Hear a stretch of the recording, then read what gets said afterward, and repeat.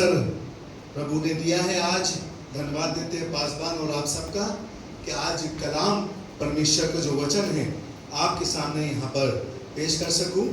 और मैं धन्यवाद देता हूँ अब इससे पहले भी जो यहाँ पर बच्चों ने गीत गाए, जो यहाँ पर डांस किया, प्रभु धन्यवाद देते हैं। और भाई योगेश के लिए धन्यवाद देते हैं, उन्होंने गीत गाया आवाज़ उठाएंगे हम साज बजाएंगे। 31 साल पहले यानी कि 1994 में मेरे जीवन में बहुत बड़ा कहर हुआ था, उथल पुथल हुआ था और मेरे पैर इधर जा रहे थे, मेरे पैरों को इस गीत ने यूं कर दिया। हालेलुया। मैं प्रभु में आया इस गीत के द्वारा और मेरे बंधन, मेरे तमाम वो चीज़ें खुलने वाली हो सकी। और एक सुंदर गीत यहाँ पर जो गाया गया, इसके द्वारा वाकई में मुझे बहुत आशीष मिली, जैसे अभी यहाँ पर पासवान ने बताया। और एक और चीज़ जो यहाँ पर डांस हुआ, मैं परमेश्वर धन्यवाद देता हूँ, खुदा क्या नहीं करा सकता है। हालेलुया। दाऊद से नचा सकता है, इजराइल के दूसरे बादशाह से नचा सकता है, कपड़े उसके फड़वा सकता है, उसको अजीब गरीब दिख सकता है, और खुदा पुलिस वाले से भी नचा सकता है। हालेलुया। ये हम लोग ना चाहते हैं भाई, ये हम लोग ना चाहते हैं। आज ये खुद नाचे हैं प्रभु में, खुदा बहुत बरकत देगा। हालेलुया। मैं परमेश्वर धन्यवाद देता हूँ, छोटे बच्चों ने यहाँ पर किया, भाई यहाँ पर आके गीत गाया उनकी पत्नी के साथ, मैं परमेश्वर धन्यवाद देता हूँ। और ज़्यादा समय नहीं लेते हुए आपके बीच एक चीज़ रखूँगा। खुदा कलाम यहाँ पर लिखा है आपके सामने, भजन संहिता 119 और उसकी 105वीं आयत। कोई बुलंद आवाज से पढ़ दे मेहरबानी से। तेरा वचन मेरे पाँव के लिए दीपक जी और मेरे मार्ग के लिए उजियाला है। जी, थैंक यू। लिखा है उर्दू में, तेरा कलाम मेरे पैरों के लिए क्या है? चिराग है। और यहाँ पर लिखा है, तेरा कलाम मेरे कदमों के लिए चिराग और मेरी राह के लिए रोशनी है। आज एक काम कर रहे हैं खुदा के लोगों, आपके पैर है ना, पैर से आए हैं, कार से नहीं आई, यहाँ पर कार बाहर खड़ी है, आए आप खुदा के सामर्थ्य से पैरों के द्वारा इन पैरों को छुए आप अपने, और ये कहे चीज, तेरा कलाम मेरे राहों के लिए रोशनी और मेरे मार्ग के लिए उजियाला है। मुझे भटकने ना देना प्रभु, मुझे भटकने न देना, मेरे राहों को, इन पैरों को अपने हाथों में लेना, अपने नियंत्रण में रखना। आमीन। हालेलुया। सच बात है, ये पैर जो होते हैं बहुत ही अजीब गरीब होते हैं। ये कहाँ चल दें, कहाँ पलट जाएं, कहाँ घूम जाएं, हम नहीं कह सकते। ये हमारे बस में नहीं रहता खुदा के लोग। कई बार ऐसा होता है कि जाना तो हमें चर्च था और आज हमें गीत भी गाना था, लेकिन अचानक क्या हुआ, मन बदल गया, पैर मुड़ गए, आज नहीं जाते हैं। इतने दिन तो जाते हैं, एक दिन नहीं जाएगा तो क्या हो जाएगा। वो बहुत से लोग नहीं आते, हम नहीं जाएंगे। और जब हम ये करते हैं, मैंने भी किया है, ये नहीं कि मैं यहाँ बहुत बड़ा धर्मी खड़ा हूँ, मैंने भी किया है, लेकिन जिस दिन मैं चर्च नहीं गया हूँ उस दिन बहुत ही खुराफात की मैंने। उस पीरियड में, उस 2-2.5 घंटे में मैंने बाइबल नहीं पढ़ी, मैंने वर्शिप नहीं की घर में, मैंने और दुनिया के काम किए। हो सकता है उसमें बहुत से काम गलत भी हो जाते हैं। ये पैर के द्वारा ये घुमा देते हैं हमको, कहाँ ले जाते हैं हमें नहीं मालूम। लेकिन खुदा कलाम में लिखा है, तेरा कलाम मेरे पाँव के दीपक। हालेलुया।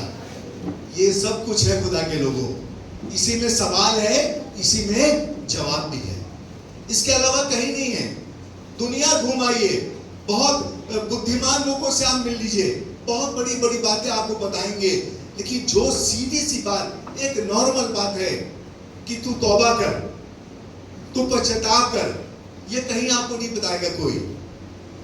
छोटी सी बात खुदा कलाम में लिखते हैं, उससे हमारा जीवन बदल जाता है खुदा के लोगों। और यहाँ पर भजन संहिता 119 और 133 में लिखा है, मेरे पैरों को अपने वचन के मार्ग पर स्थिर कर और किसी अनर्थ बात को मुझ पर प्रभुता ना करने दे। हालेलुया। तू ही प्रभुता कर, तू प्रभु है और तू ही प्रभुता करता है, कोई दूसरा इंसान प्रभुता ना करना पाए, मेरे पैरों को मोड़ ना पाए। मुझे स्थिर कर। खुदा के लोगों, आज स्थिरता नहीं है। आज दौलत है, आज शोहरत है, आज सब कुछ हमारे पास, लेकिन स्थिरता नहीं है। हम बहुत चंचल तरह से अपने जीवन को अपनी मर्जी से बिताना चाहते हैं। खुदा कलाम हमारे पास है, हर संडे यहाँ पर भी आते हैं, बीच में भी कहीं वर्शिप टीम, कहीं दूसरे आप प्रोग्राम देखते हैं वचन के द्वारा, लेकिन उससे क्या प्रभाव हमारे जीवन में पड़ता है? क्या स्थिरता कायम रहती है खुदा के लोगों, या फिर से हम कभी कभी अपने पैरों को बदल देते हैं, अपने कदमों को अपने अनुसार चलाने लगते हैं? खुदा कलाम ने आगे लिखा है, आज मैं सिर्फ और सिर्फ पैरों के बारे में, ये जो खुदा ने दिए हैं बहुत आशीष। अभी कुछ साल पहले खुदा के लोगों, मैं बहुत ही परेशान हुआ, करीब 2-2.5 साल हो गए। सुबह उठा बिल्कुल फ्रेश, रात को आराम से सब कुछ काम किया, आराम से सोया। जब सुबह उठा तो मेरा बायां पैर उठा ही नहीं, मेरा बायां पैर उठा ही नहीं। मैंने कहा अरे ये क्या हो गया? मैंने, हो सकता कुछ फंसा हो, रजाई करता है कुछ फंसा हो या कुछ ऐसा, कुछ नहीं था खुदा के लोगों। मैंने अपनी पत्नी को बताया, वो भी परेशान नहीं हुई, मैं परेशान हुआ। कहते चिंता ना कीजिए, मैं दुआ कर रही हूँ। और दुआ के यकीन मानिए 20 मिनट बाद मेरा पैर अपने आप उठ गया। तब मुझे मतलब क्या कहते हैं, अहमियत पता चली, पैरों की अहमियत क्या होती है। मैं किसी को बैसाखी में चलते हुए देखता हूँ, मुझे लगता है खुदा बाप वाकई में कैसा इंसान है, कैसे करता होगा, उसके पैर नहीं है। कितनी अहमियत, कितनी बड़ी आशीष खुदा ने आपको मुझे दी है, हम उसका एहसास नहीं करते। हम रोज खुदा को याद करें और अपने पैरों को देखें, खुदा कहें खुदा तेरा धन्यवाद हो कि ये पैर तूने दिए हैं कि तेरी राहों में हम चल सके। मार्ग सत्य जीवन किसने कहा है? मैं। यहाँ बैठे, यहाँ खड़े, ये मैंने नहीं कहा, ये खुदा यीशु मसीह ने कहा है, मार्ग सत्य जीवन। पर थोड़ा सा काम करना है खुदा के लोगों, थोड़ा से अपने पाँव को स्थिरता में रखना है। रोमियो 10 उसके 15वें पद में लिखा है, उसके लास्ट पोर्शन में बहुत अच्छी बात लिखी है। जैसे लिखा है, उनके पाँव क्या ही सुहावने हैं जो अच्छी बातों का सुसमाचार सुनाते हैं। अच्छी बातों का सुसमाचार। खुदा के लोगों, बहुत बार हमारे घर में पासवान आते हैं, हमारे घर में सेवक आते हैं, वो अपने पैरों को दोहराते हैं और हमें क्या करते हैं? सुसमाचार सुनाते हैं। एक पासवान हमारे बीच में आए, जब 94 में हमने ये गाना सुना, थोड़ा सा जीवन बदला, हमारा परिवर्तन हुआ। उसके बाद मेरे पापा की डेथ हुई 1994 9 मार्च में डेथ हुई। उसके बाद जिस कलीसिया में हम जाते थे, उस कलीसिया के पासवान से बताया कि आप आइए दुआ कीजिए, वो नहीं आए। क्यों? क्योंकि मेरे पापा मुस्लिम थे, मेरी मदर क्रिश्चियन थी, मेरे पापा मुस्लिम थे। वो चर्च जाते नहीं थे, कभी जाते थे, कभी अपनी पत्नी को हमें छोड़ के कभी कभी कुर्सी में बैठ जाते थे, पीछे बैठते थे और वहीं से वहीं चले जाते थे। उन्हें कहा नहीं आ पाएंगे हम, टाइम नहीं है। उस इत्तेफाक से खुदा के लोगों, एक बुजुर्ग पासवान हमारे घर आए। एक आंटी बुजुर्ग हमारी मदर की फ्रेंड थी, वो लेके आई, उन्हें दुआ की। हमें अजीब सा लगा, रहे यार ये कौन पासवान आ गया? तो एक ही को जानते हैं वहां पर, ये कौन आ गए? उन्हें बहुत अच्छे तरह से वचन किया, दुआ की, खूब आंसुओं से रोए। रोना हमें चाहिए था खुदा के लोगों, लेकिन रोए वो। हमें देख के बहुत बुजुर्ग थे उस जमाने में, उनकी शायद मेरे ख्याल से 65-66 साल की उम्र रही होगी। थोड़ा जीवन हमारा बदला, उससे भी नम्र हुए कि यार सुसमाचार सुनाने आए हैं, अपने पैरों से चल के आए हैं, ये सुहावने पाँव हैं, ये इनके ब्लेसेड पाँव हैं ये, जो हमारे घर तक आ गए हैं। और उससे पहले क्या होता था? अगर कोई पासवान आ जाता था, हम तीसरे कमरे में चले जाते थे, जाते ही नहीं थे। हमारी अम्मा बहुत बुलाती थी, अरे आप पासवान आए हैं। या कोई ऑफरिंग लेने आते तो उसमें ऑफरिंग के लिए वहां पर बैरा आते थे, चर्च के पासवान यहाँ बैरा आते थे घर में, उस समय कुछ चले जाते थे। और चंदा कितना देना था? 5 रुपए। 5 रुपए के लिए 2 कमरे के अंदर चले जाते थे। हमसे मतलब नहीं, हमसे ना बुलाइएगा, हमें ना कहिएगा। आप लोग कुछ ना कुछ करते ही होंगे, ऐसा लाजिम नहीं हो जाता है। खुदा के लोगों, सुसमाचार सुनाने वाले लोग, उनके पैर क्या ही सुहावने हैं। खुदा कलाम में यहाँ पर लिखा है, आप पढ़िएगा, यहाँ पर बहुत अच्छी बात लिखी है। मत्ती की इंजील निकाल लें मेरे साथ।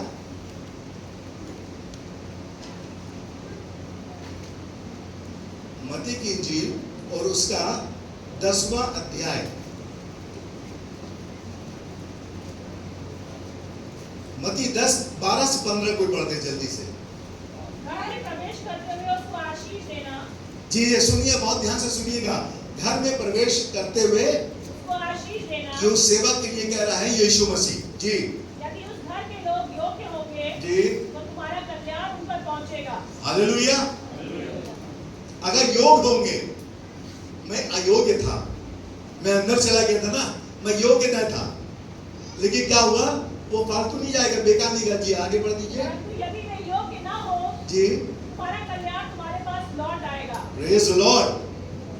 खुदा बाप कुछ नहीं रखता नहीं है कि उसका बच्चा भी, उसका कलाम है, उसकी मेहनत ऐसी बेफायदा हो जाए तो क्या होगा, वापस आ जाएगी। जी जो कोई तुम्हें ग्रहण ना करे जी और तुम्हारी बातें ना सुने, जी उस घर या उस नगर से निकलते हुए अपने पांवों की धूल झाड़ डालो। Praise the Lord. क्या करना, झाड़ देना। बहुत मामूली बात है, अक्सर हम लोग भी करते ना, कहीं घर में जाने से पहले अच्छा भाई कारपेट लगाए, क्या करें, पहले खूब अच्छे से पैर रगड़ लेते हैं, कहीं ऐसा ना धूल अंदर चली जाए। ये धूल बहुत मायने रखती है, ये पाँव बहुत मायने रखते हैं खुदा के लोगों, हम ऐसी झाड़ देते हैं। जी आगे। मैं तुमसे सच कहता हूँ जी कि न्याय के दिन उस नगर की दशा जी से सदोम और अमोरा के देश की दशा अधिक सहने योग्य होगी। हालेलुया। सदोम अमोरा के बारे में जानते हैं ना आप लोग, उससे भी खतरनाक होगी। मतलब एक छोटी सी बात है यार, यीशु मसीह कितनी बार लोग गलती कर देते हैं। अरे हमने ठीक है, हमने नहीं सुना, हमने पासवान का वेलकम नहीं किया, हमने उसको नहीं बिठाया, उसका वचन नहीं सुना तेरा, तो इसका क्या मतलब है कि हमारी दशा जो है सदोम और अमोरा से भी बदतर हो जाएगी, होगी। खुदा कलाम लिखा, मैं नहीं कह रहा हूँ, खुदा कलाम कह रहा है। इन पाँव को हमें बहुत ही तरीके से लेके चलना है खुदा के लिए। और यहाँ पर प्रेतो काम उसका 13 अध्याय जल्दी से निकाल लें। प्रेतो काम 13 अध्याय और 48 से 52 तक, जिसको मिल जाए मेहरबानी पढ़ दे। इसलिए हे भाइयों, जी तुम जान लो जी किसी के द्वारा पापों की क्षमा का सुसमाचार तुम्हें दिया जाता है, जी और जिन बातों में तुम मूसा की व्यवस्था के द्वारा निर्दोष नहीं ठहर सकते, जी उन्हीं सब में हर एक विश्वास करने वाला जी उसके द्वारा निर्दोष ठहरता है। जी इसलिए चौकस रहो, ऐसा ना हो कि जो भविष्यवक्ताओं की पुस्तक में आया है तुम पर भी आ पड़े। बस ऐसा ना हो कि जो किताबों में लिखा है वो तुम्हारे ऊपर आ पड़े। सदोम अमोरा का जो घटना है वो तुम्हारे ऊपर आ पड़े, ऐसा ना हो सके। और यहां पर 50 की लास्ट में लिखा है एक अच्छी बात, 13-50। और पौलुस और बरनबास के विषय में उपद्रव करवा करके उन्हें अपनी सीमा से निकाल दिया, तब वे उनके सामने अपने पांव की धूल झाड़कर इकोनियमा को चले गए, और वे चले आनंद से और पवित्र आत्मा से परिपूर्ण होते चले गए। उनका कुछ नहीं घटा, उन्होंने पांव झाड़ दी, धूल झाड़ दी, वो चल दिया आगे। घटना तो मेरे और आपके ऊपर है।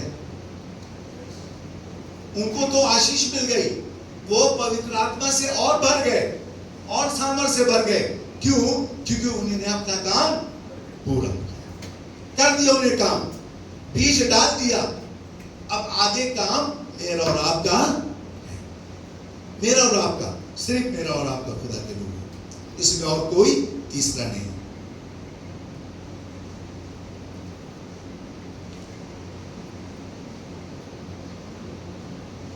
बहुत बार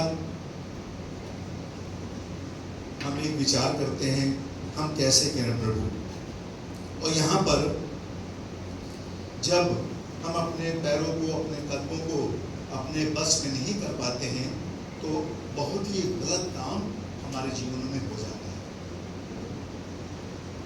दाऊद के विषय भी लिखा, मैं पढ़ाऊंगा, आप निकाल जल्दी से। दूसरा शमूएल उसका 11 अध्याय पहला पद में लिखा है, दूसरा शमूएल 11 पहले में, जिस समय राजा लोग युद्ध करने को निकलते थे, उस समय अर्थात वर्ष के आरंभ में दाऊद ने योआब को और उसके संग अपने सेवकों को और समस्त इस्राएलियों को भेजा और उन्होंने अम्मोनियों को नाश किया और रब्बा नगर को घेर लिया। परंतु दाऊद, क्या लिखा है, कहां रह गया? अपने नगर में रह गया। उसने अपने पांव को युद्ध से रोक लिया, जबकि वो निपुण था, जबकि उसको जाना चाहिए था, वो नहीं गया, रुक गया।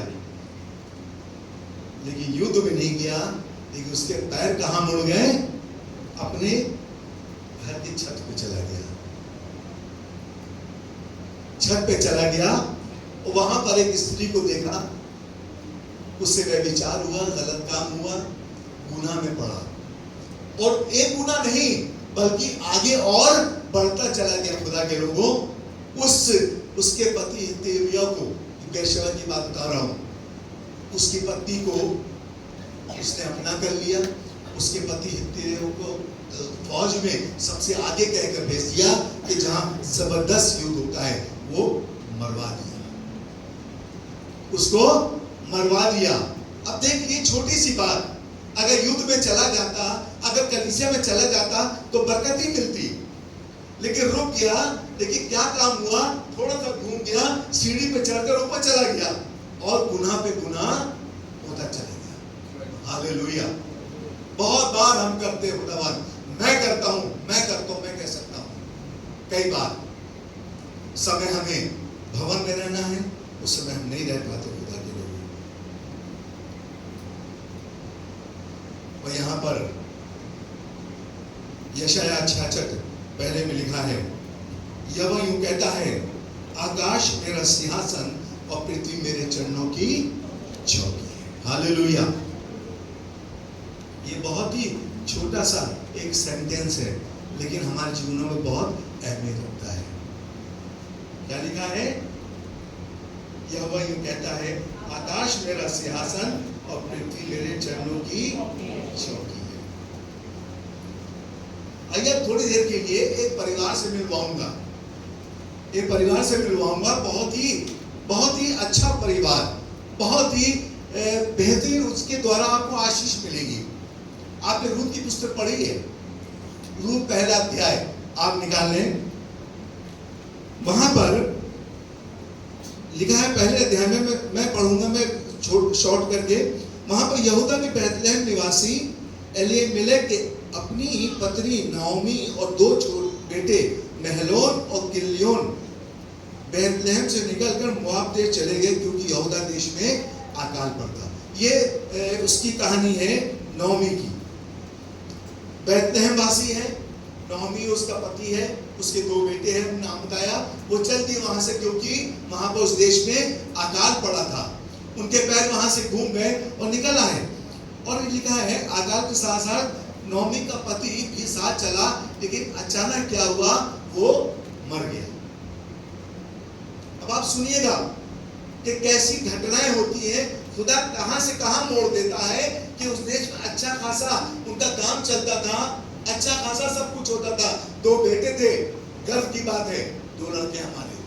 लेकिन क्या हुआ कि अचानक अकाल पड़ा, वहां से अपने बच्चे, अपने पति को लेके वो लोग चल दिए। और रास्ते में थोड़ी दूर जाके आगे उसका हस्बैंड जो है वो मर गया। और उसके बाद वहां पर लिखा, खुदा के लोगों, दोनों ये जो पुत्र थे उनके, उन्होंने मोआबी लड़कियों से शादी कर ली।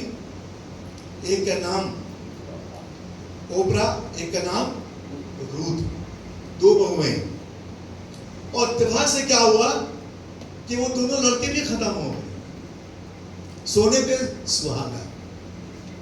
मतलब हर चीज, अय्यूब के बारे में आप सुना है, ये भी एक घटना बहुत जबरदस्त खुदा के लोगों, कि अच्छा खासा परिवार वहां था, सब कुछ करता था, लेकिन अचानक वहां से चला, हस्बैंड की डेथ हुई, उसके बाद 2 बेटे, जवान बेटे मर गए और 2 बहनें उनके साथ रह गई। अब जो नौमी थी वो बड़ी संकट में पड़ गई। एक सास 2 बहुएं, आज एक सास के साथ एक बहू को रखना बहुत मुश्किल हो जाता है, सास के लिए भी और बहू के लिए भी, लेकिन एक के साथ 2, और वो भी पति नहीं। अब आप समझिए कितनी परेशानी। लेकिन उसने रिक्वेस्ट की, उसने निवेदन किया कि बहुओं से कि बेटा अब तो हमारे पास कोई संतान भी नहीं और हमारे पास पैदा करने का भी ऐसा ही नहीं है, लग जाएगा समय, तुम कब तक ठहरी रहोगी, सब कुछ समझाया, तुम चली जाओ अपने अपने देश में, अपने अपने देश में चली जाओ। और वो क्या हुआ, बहुत रिक्वेस्ट की, सबने मना किया, नहीं नहीं मैं नहीं जाऊंगी, नहीं जाऊंगी, लेकिन बड़ी वाली ने, ओपरा ने राजी हो गई, खैर वो चली गई, वो वापस चली गई, वो अपने लोगों में वापस चली गई। लेकिन जब रूत की बारी आई, रूत ने कहा नहीं, मुझसे ना कहिएगा। मुझे याद है कि जब जॉय भाई की शादी हुई थी और विदाई थी, और रिनी वहां पर थी, और उसके बाद विदाई का दिन था, सुबह पासवान आए थे, पास्टर हेनरी, उन्होंने सरमन दिया था, बहुत खूबसूरत यही सरमन था, मैं तुझे नहीं छोड़ूंगा, तेरा खुदा मेरा खुदा, तेरे लोग, हालेलुया। क्या जबरदस्त बात, क्या जबरदस्त बात खुदा के लोग, तेरा खुदा मेरा खुदा, मेरा खुदा दूसरा था, लेकिन अब तेरा खुदा मेरा खुदा, तेरे लोग मेरे लोग होंगे। और चल भी वहां से, बहुत मना किया, नहीं मानी, खैर वो लेके चली। अब एक रह गई छोटी वाली रूत, और सास लोग, जब वो अकाल खत्म हुआ इत्तेफाक से, फिर उसको अपने देश वापस आना पड़ा, दोनों वापस आए।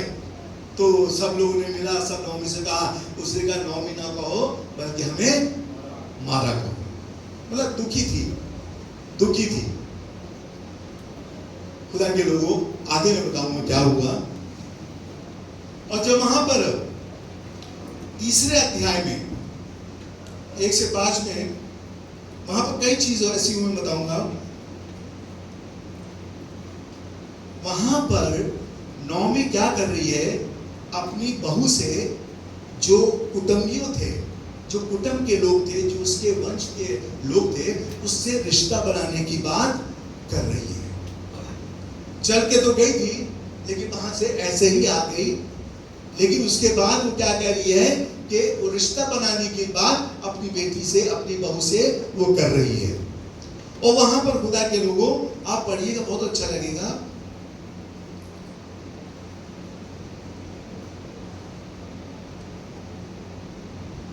तीसरे अध्याय में पहले पद में लिखा है, मेरी बेटी क्या मैं तेरे लिए ठाओ यानी कि आराम ना ढूंढूं कि तेरा भला हो। और वहां पर आगे आप पढ़िएगा तो वहां पर एक बहुत अच्छी चीज घटना हुई। वहां पर एक शख्स मिला, उसकी बेटी ने, उसकी बहू ने कहा कि सासू माँ मुझे आप जाने दो, ताकि हम जाके वहां पर अनाज जो वहां पर बीना जाता है हम उसको बीने, उसको उठाए, उसको समेटे। उसने कहा ठीक है तू जा, लेकिन समझ के जाना। वो गई वहां पर अनाज बीना जा रहा था। वो चल चल के जैसे जैसे अनाज बीना जाता था, जो दाने गिर जाते थे वहां पर उसको वो उठा लिया करती थी, दानों को उठा लिया करती थी, उठा के समेट लेती थी। और कुछ दिन बाद क्या हुआ, उसका जो मालिक था बोअज, वो देख रहा था, वो खेत का मालिक देख रहा है, ये कौन स्त्री है, पता कि ये फला फला है, ये आइए, ये इसकी बहू है। उसने ठीक है ऐसा काम किया करो कि जब निकला करो तो थोड़ा सा और फेंक दिया करो, एक्स्ट्रा अलग से दे दिया करो। उसने अलग से देना शुरू किया, फिर वो बटोर के लिए कई दिन चलता रहा। जब एक बार वो अपने सास के पास आई वापस, तो अपने सास से कहने कि मुझे ऐसा ऐसा फला फला शख्स मिला है कि वो ऐसा ऐसा मेरे साथ भलाई करता है। मैं नहीं जानती हूँ कौन हूँ, लेकिन हो सकता है वो मुझे जानता हो, वो मेरे साथ भलाई करता है। वहां पर दूसरे पद में 3 अध्याय लिखा है, अब किसी दासियों के पास घास पास्तू ही थी, क्या वह बोआज तुम्हारे कुटुंबी नहीं? वह जो आज रात को खलियान में जो फटकेगा, तू स्नान कर तेल लगा और अच्छे वस्त्र पहनकर खलियान को जा, पर तू जब तक वह पुरुष खा पी ना चुके तब तक उसको उस पर प्रकट ना करना। एस्तर के बारे में आपने जाना होगा, जब राजा के पास जाती थी ऐसे नहीं चली जाती थी। समय आता था, राजा बुलाता था, पॉइंट करता था कि फला उस दिन आएंगी, तो ऐसे नहीं चली आती थी। नहा धो के सब सबर के श्रृंगार कर कर उसके सामने जाती थी खुदा के लिए। जब बुलाया जाता था, ऐसे ही हमारा खुदा है, जब वो बुलाता है तब हम उसके पास नजदीक आते हैं। और वहां पर आगे लिखा है कि आगे पढ़िएगा इसमें 4 पद में, और जब वो लेट जाए तो तू उसके लेटने के स्थान को देख लेना, फिर भीतर जाकर उसके पांव उघाड़ के लेट जाना, तब वही तुझे बताएगा कि तुझे क्या करना चाहिए। मेरा मेन मकसद जो है वो है पांव। खुदा के लोगों, उसकी सास ने कहा था जब वो लेट जाए तो उसके पांव को उघाड़ कर थोड़ा सा वहीं पर लेट जाना, कुछ ना करना। और जब बीच रात में कुछ समय बाद थोड़ी सी हलचल हुई, थोड़ा सा उसको स्पर्श लगा, उसके पैरों में हलचल हुई, वो जाग गया। तू कौन है? तू स्त्री कौन है? ऐसे ही खुदा के लोगों, हमारा खुदा जानता है और खुदा हमारा चाहता है कि उसके लोग उसके चरणों के पास बैठे रहे। वो चाहता है वैसे ही हलचल हम करते रहे। अभी जैसे हमने यहाँ नाचा है ना, वैसे ही खुदा चाहता है कि लोग उसके आसपास नाचते रहे, हलचल करते रहे, उसको महसूस हो, उसको महसूस हो, उसके पाँव में कुछ महसूस हो, क्योंकि उसकी जो पाँव के चरणों की चौकी वो कहाँ है? हमारे आसमान में नहीं बल्कि पृथ्वी पर। उसने ऐसे किया खुदा के लोगों, उसने ऐसे ही किया। और जब वहां पर वो जब लेटी जाके तो जागा, उसके बाद आगे बातचीत चली, धीरे धीरे धीरे करके एक समय ऐसा आया कि जिस खेत की वो उपज को उठाती थी, 2-2 4-4 दाने बटोरती थी, उस खलियान की मालकिन हो गई। हालेलुया। पैर के पास लेटने से, पैर के पास बैठने से, उसके चरणों की चौकी पर बैठने से हमें क्या मिलता है हम समझ नहीं पाएंगे। हालेलुया। मैं ये कह सकता हूं कि जब 94 से मैं उसके चरणों के पास आया हूं तो थोड़ा सा स्पर्श हुआ, उसको भी और मुझे भी। मेरा जीवन बदल गया खुदा के लोग। मैं क्या था, मैं आपको क्या बताऊं उसके बारे में। मैं कुछ भी नहीं था, कोई लियाकत, कोई खूबी, कोई डिग्री, कोई क्वालिफिकेशन, कुछ भी नहीं था। छोटी सी एक नौकरी करता था, प्राइवेट शॉप में नौकरी करता था, वहां पर चाय को लेकर आता था, चाय लोगों को पिलाता था, कभी वहां पर टीवी बनाता था, कभी सफाई करता था, वहां सब कुछ काम करता था। जब शादी हुई 84 में तो मैं उसी दुकान में शॉप में काम करता था। मेरी पूरी जॉब में 500 रुपए मेरी तनख्वाह थी, 500 रुपीज पर मंथ। मैं सोचता हूं उस दिन को और आज के दिन को कैसे हो गया, स्पर्श कैसे हो गया, उसके कदमों पे आके मेरा जीवन क्या हो गया, मेरे परिवार, मेरे बच्चे कहां तक पहुंचे। मैं कभी कभी काउंट करता हूं, गिनो बरकत, गिनो बात, मैं गिन नहीं पाता हूं ताकि 30 साल की उम्र, 30 साल मैंने नौकरी की, वहां पर 500 के नौकरी में, मेरी पत्नी यहाँ पर बैठी हैं, कोई डिमांड नहीं, उसी में गुजारा करते थे, उसी में सब कुछ रहता था, उसी में करते थे सब कुछ काम। लेकिन धीरे धीरे करके खुदा की नजदीकी मानना शुरू किया, उसकी चौकी के पास आए, स्पर्श किया, थरथराहट हुई, नाचने लगे, उसको महसूस हुआ, उसने कहा जा मैं तुझे बरकत देना शुरू करता हूं। हालेलुया। 30वां साल जब नौकरी का, सरकारी नौकरी का लास्ट साल होता है, मुझे उसी साल नौकरी मिली। हालेलुया। ये पैदा हुए, पहला बर्थडे इनका 20 जनवरी 1989 मुझे लेटर मिला कि 20 जनवरी को आपको ज्वाइन करना है medical college, king George medical college में। मैं वहां पर ऐसे डाक असिस्टेंट के रूप में गवर्नमेंट जॉब करूंगा। हालेलुया। मैं परमेश्वर धन्यवाद देता हूँ खुदा के लोगों कि क्या नहीं वो कर सकता, उसने मेरे साथ क्या किया है खुदा के लोगों, और आपके साथ तो बहुत कुछ कर सकता है। मैं परमेश्वर धन्यवाद देता हूँ। चंद समय लूंगा आपका, 3-4 जगह रेफरेंस बताऊंगा कि उसके पैरों के पास रहने से क्या होता है। मेरे साथ निकालेंगे आप मत्ती की इंजील उसका 15 अध्याय 30 पद। वहां लिखा है, तब भीड़ की भीड़ उसके पास आई, वे अपने साथ लंगड़ों, अंधों और मूंगों और टुंडों और अन्य बहुतों को उसके पास लाए और उनके पांव पर डाल दिया, और उसने उन्हें चंगा कहां डाल दिया? हालेलुया। उसके पांव पर डाल दिया। धूल भी आ रही होगी, गंदगी भी होगी, कोढ़ी भी आ रहे होंगे, जबकि कोई रिश्ता नहीं रखा जाता था उस समय। वो अलग रहते थे, वो अलग रहते थे। वो जब निकलते थे नकाब डालकर कोढ़ी लोग निकलते थे, अपवित्र अपवित्र अपवित्र कह के वो चलते जाते थे। लोग कहते थे अरे ये कोढ़ी लोग, इनसे अलग हो।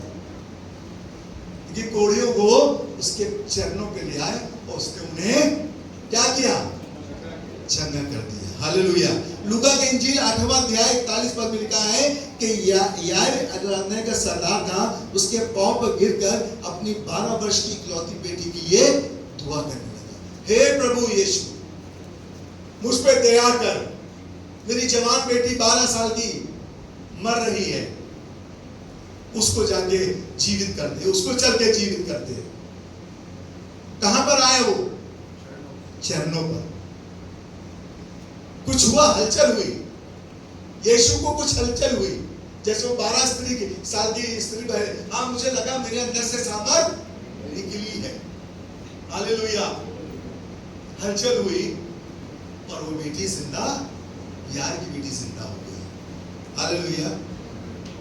यहां पर लिखा है आगे लूका इंजील 10 अध्याय 39 पद में, मरियम यीशु के चरणों में बैठी थी। 42 में लिखा है, और उसके उत्तम भाग को मरियम ने चुन लिया। यीशु मसीह ने कहा है। वो कहां बैठी थी? मार्था क्या करती थी? सेवा करती थी। वो नाश्ता बना लाई हो, चाय, अच्छा रुकी पास साहब जाइएगा नहीं, अभी रुक जाइए, अभी मैं आती हूँ, अभी बनाए। सेवा में पूरा समय उसने लगा दिया। लेकिन मरियम क्या करती थी? एक भाग चुन लिया। यीशु ने कहा जो इससे कभी छीना नहीं जाएगा। हालेलुया। मुझे याद है बहुत साल पहले एक चर्च में थे हम लोग, वहां पर लंच मीटिंग में गए। लंच मीटिंग में जाते थे, पासवान गए, हम लोग टीम में गए सब साथ में। वहां पर गए तो देखा कि वहां पर एक जन उनका बैठा था। खैर टाइम हो गया, 5 मिनट बाद हमारे पासवान जो थे उसमें माने के बहुत ही सख्त किस्म के थे, बहुत सख्त किस्म, टाइम पे बहुत पंक्चुअल, और एकदम से उनकी भवई हो जाती थी, पता चल जाता था इनका मूड खराब। 5 मिनट हो गए, 10 मिनट हो गए, वो उठते नहीं थे। शुरू हो गए, जो एक बैठे थे वो भी बेचारे कहीं चले गए काम से, वो भी चले गए। अब हम लोग 6-7 आदमी चर्च के वहां पर मीटिंग कर रहे हैं, ढोलक बजा रहे हैं, खंजरी बजा रहे हैं, खूब मस्त हो रहे हैं। अब मालूम हमें कौन आया कौन नहीं गया, कौन नहीं। जब हाथ बोली देखा एक आदमी नहीं सामने दे, एक आदमी नहीं, शाम का वक्त था। मीटिंग कर दी उन्होंने, वचन दे दिया, पासवान ने सब कुछ कर दिया। और जब हम लोग चल दिए वहां से, मुश्किल से 40-50 कदम निकले तो वो परिवार के साथ एक पत्नी आई, उनकी हाथ में कुछ लिए और वो साइकिल से आए। अरे भाई साहब कहाँ जा रहे हैं आप? भाई साहब ने मीटिंग खत्म हो गई, चले गए। अरे अभी शुरू करें, हम कहाँ गए थे? अरे मैं आपके समोसा लेने गया था साहब, समोसा लेने गया था। मतलब पत्नी जो है दूध लेके आ रही थी चाय बनाने के लिए। घर का एक आदमी मीटिंग में नहीं, उनका ना आसपास का पड़ोस का कोई आदमी नहीं। उन्होंने कहा सॉरी मीटिंग खत्म हो गई, अब अगले साल हम आपसे फिर मिलेंगे, समोसा खाएंगे, चली भी खाएंगे। अहमियत बुला लो, अहमियत। यहां से पहले से आप लोग को हलचल हो जाती है। आज संडे हमारे घर में तो मारपीट होती थी, ये जो बहुत छोटे थे मारपीट होती थी। मैंने उन्हीं सीखा कि टाइम से पंक्चुअल, अभी कोई तैयार हो रहा है, कोई कुछ हो रहा है, वहां पर हाथापाई होने लगती थी। लेकिन जब चल जाते थे मूड को सही कर दिया, बिल्कुल फ्रेश के, कुछ नहीं वहां पर शिव जी सब कुछ किया, आशीष लेके आगे पांव के पास रहना जरूरी है। समय की अहमियत जरूरी है, वो भी खास तौर से जब कलीसिया का समय हो, जब कहीं मीटिंग का समय हो, हमें बहुत तैयार रहना है। उसके बाद से हम ऐसे अलर्ट हुए, डर गए, हमें पत्नी हो यहाँ बैठी हो, अरे इतनी जल्दी क्यों तैयार हो रहे हैं? 6:30 बजे पास आप कहते थे आपको घर नहीं मालूम, वहां मिल जाएगा, मैं आपको मिलूंगा। भाई साहब के 6:30 मीटिंग है, आप 6:15 बजे मिलिएगा। अब यहाँ से कम 15 किलोमीटर हमें जाना है, पीजीआई 15 किलोमीटर, तो हम वहां से पौन घंटे पहले निकलते थे और कोशिश करते थे 10 मिनट पहले उनसे पहुंच जाए, और वाकई में पहुंच जाते 10 मिनट। जब वो आते थे बड़े खुश होते थे, अरे सनी भाई आप आ गए, अरे भाई साहब आप हैं, हम आएंगे नहीं, कहाँ जाएंगे कहाँ, बिल्कुल टाइम से। अच्छा लगता है हर चीज समय से। और यहाँ पर इसी तरह खुदा का नाम में लिखा है, जैसे मैंने पढ़ा आपके खुदा के लोगों, यहाँ पर एक और जगह लिखा है, लूका इंजील 11 अध्याय उसके 21 पद में, मार्था ने यीशु से कहा, हे प्रभु यदि तू यहाँ होता तो मेरा भाई कदापि ना मरता। वो गई पासबान के पास, वो गई यीशु के पास, यीशु मसीह आप नहीं यहाँ पर, आप होते तो मेरा भाई ना मरता। आप थोड़ा टाइम से आना चाहिए था ना, आपको समय से आना चाहिए था। डायरेक्ट आके वो यीशु मसीह से वार्ता करने लगी। लेकिन आगे लिखा है 32वें पद में, 11:32 में, तो उसे देखते ही उसके पांव पर गिर पड़ी और कहा, हे प्रभु यदि तू यहाँ होता तो मेरा भाई कदापि ना। ये कौन है? ये मरियम है। शब्द वही, तरीका फर्क। डायरेक्ट आके उसने यीशु मसीह से बात की, लेकिन उसने क्या किया, मरियम ने उसके चरणों पर आके बैठ गई। पहले बैठी, उसके बाद यीशु अगर तू यहाँ होता मेरा भाई कदापि ना मरता। क्या उसका भाई मरा? खुदा के नहीं मरा, जिंदा हो गया। 4 दिन का मरा लाजर जिंदा हो गया। और भजन संहिता 91:1 में लिखा है, जो हर ताला के पर्दे में रहता है वो काले मुतलक के साए में सुकून पाता है। हालेलुया। जो उसके परम प्रधान के छाए, हिंदी में पर्दे 91:1, जो परम प्रधान के बैठा रहे, हालेलुया। हमारा ठिकाना और कहीं नहीं है। कुछ समय के लिए हो सकता है, लेकिन हमारा ठिकाना उसके चरणों के पास है। उसकी आशीषें, अपनी आशीषें उसके चरणों के पास है। हमारी चंगाई उसके चरणों के पास है। बिछ जाइए, लेट जाइए उसके चरणों पास, और एक काम करिए, थोड़ी थोड़ी हलचल करते रहिए, जैसे उसने हलचल की, रूत ने हलचल की। खुदा के लोगों, पहला शमूएल 2 अध्याय 9 पद, आखिरी पद लिखा है, वो अपने मुकद्दसों को के पांव को संभाले रखेगा। हालेलुया। वो अपने मुकद्दसों के पांव को, वो अपने पवित्र लोगों को, वो अपने चुने हुए पांव को संभाले रहेगा, भटकने नहीं देगा, इधर उधर जाने नहीं देगा। बस आप तैयार रहें। कोई बड़ा काम नहीं करना है, कोई हमें बहुत ऊंचा या बहुत नीचा नहीं जाना है। केवल अपने घर में बैठकर एकांत में अपने परिवार के साथ हलचल करते रहे। खुदा के लोगों, उसके चरणों पर बैठकर थोड़ा सा एक्टिविटी करते रहे आप, फिर ठीक है, खुदा की बरकतें आपके पास आइए। दुआ। Thank you Jesus. राजाओं को राजा क्या हुआ परमेश्वर पिता, तेरे चरणों में आते राजा, तेरे धन्यवाद देते हैं खुदा, क्योंकि हम जानते हैं प्रभु जी, हमारा ठिकाना तेरे चरणों में है प्रभु, हमारा जीवन तेरे चरणों में है प्रभु जी। वाकई में हम धूल हैं प्रभु यीशु मसीह, हम बुलबुले हैं खुदावन। हम किस पर घमंड करें, किस बात पर घमंड करें खुदावन? चाहते हैं खुदावन तेरे चरणों में लिपटे रहना चाहते हैं खुदावन, बरकतें पाना चाहते हैं, आशीष पाना चाहते हैं, अपने बच्चों की तरक्की पाना चाहते हैं, अपने परिवार की सुख सफलता जाना चाहते हैं प्रभु। लेकिन खुदावन ये काम नहीं कर पाते, हम तेरे चरणों पर नहीं आ पाते राजा। आज से प्रभु जी हम विचार करें प्रभु जी इस कलाम के द्वारा, क्योंकि तेरा कलाम मेरे पाँव के लिए दीपक मेरे मार्ग के लिए उजियाला है प्रभु। चाहते हैं खुदावन हम तेरे चरणों से लिपटे रहे प्रभु जी, उसके पास प्रभु जी स्थिर ना बैठे बल्कि हलचल करते रहे, ताकि प्रभु जी तमाम चीजें, तमाम दुनियावी और आसमानी चीजें हमें बहुत आय से मिल सके राजा। ये हमारा विश्वास है। एक एक को बरकत दे, जिन्हें कलाम सुना प्रभु जी, चाहते हैं कलाम उनके हृदय में बना रहे, यीशु के नाम से आमीन। आइए खुदा के लोगों,